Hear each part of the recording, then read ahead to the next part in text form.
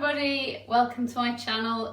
Today I'm going to be doing a quick English lesson with you. I'm going to be posting videos on Tuesday and Friday, so let's crack on with the lesson.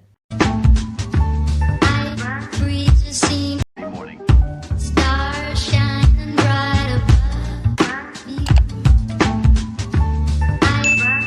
Today what you'll need is a piece of paper, a pen and some coloured pencils. And we're going to be thinking about sensory language and the techniques that writers use. So you're going to divide your page into 4 sections, and in the corner of each section you're going to write a different sense. So hear, see, smell and touch. Okay? And thinking of this picture, you're going to imagine you're in that place. What can you see, hear, smell and touch? Write as much as you can. Give yourself 2 minutes to fill the page.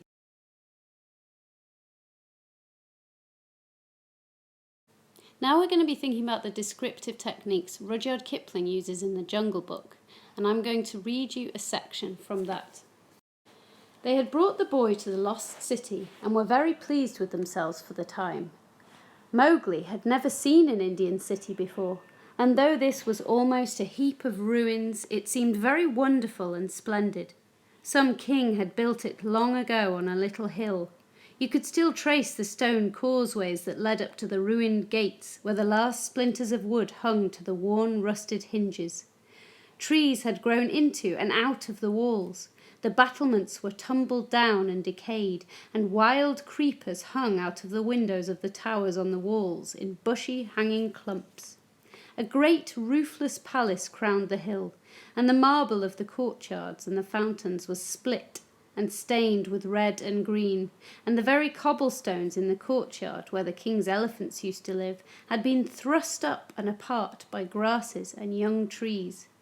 From the palace you could see the rows and rows of roofless houses that made up the city, looking like empty honeycombs filled with blackness. The shapeless block of stone that had been an idol, in the square where 4 roads met. The pits and dimples at street corners where the public wells once stood, and the shattered domes of temples with wild figs sprouting on their sides. On a piece of paper, I want you to write down a list of descriptive techniques that Kipling uses in his writing, using a different coloured pen for each one. He uses adjectives like ruin, worn and rusted. He uses alliteration, so the marble is split and stained. He uses verbs to describe how the grasses sprout and thrust up amongst the stone. He uses a simile, writing that the houses like empty honeycombs. He also uses a metaphor to describe the places where the wells are no longer standing as dimples in the streets. How does this piece of writing appeal to the senses? What does using these techniques do to you as the reader? Let's go back to the picture we looked at earlier. We're going to connect descriptive techniques to your sensory words. Let's think about what you saw in the image. We're going to start by adding alliteration to this. So let's imagine that you saw sunlight or light. Can you think of what would work adding alliteration to either of those terms? Pause the video here.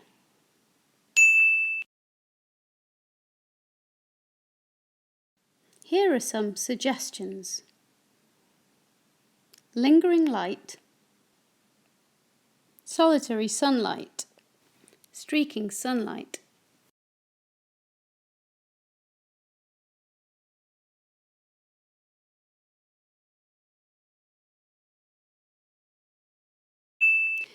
Now let's think about what you might have touched. Can you add a simile to sticky vines? Pause the video now. Here are some suggestions. Lay like snakes on the ground. Spread out like fingers. And clung like tentacles to the rocks.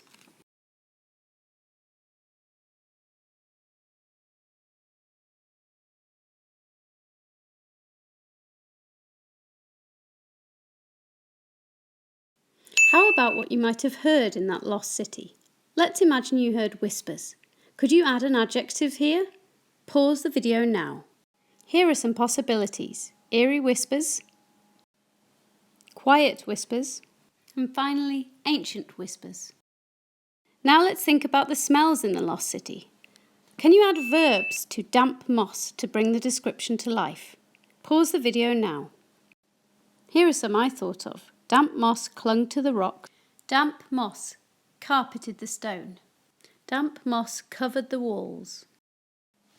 Can you create a sentence using two of your sensory descriptions and literary techniques? For example, the solitary sunlight fell on sticky vines that lay like snakes on the ground. Well done everyone, like and subscribe. Good morning.